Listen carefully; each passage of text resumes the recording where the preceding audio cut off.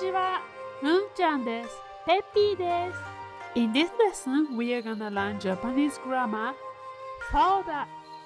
Here we go! むんちゃん、どの映画見る？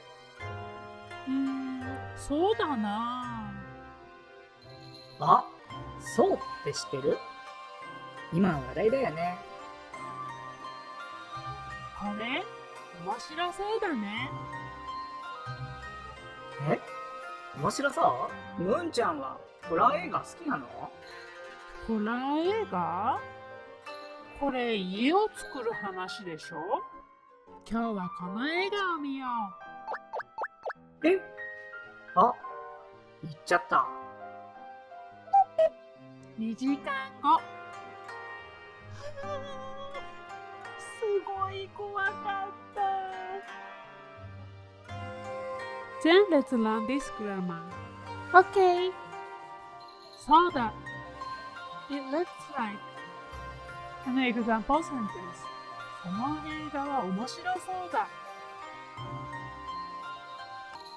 Soda is used to express the state of something judging from appearance. You don't use soda when it's obvious to everyone. You wouldn't say, "You look like tall" in front of that person, right? The same goes for soda. Here's how to connect soda with parts of speech. And this is how to conjugate. Soda conjugates like NAT adjective.